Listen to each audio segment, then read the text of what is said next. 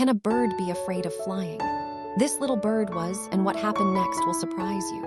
Let's begin her story. The bird who didn't want to fly. Pip was a little bird who loved walking. While other birds flew, Pip stayed on the ground.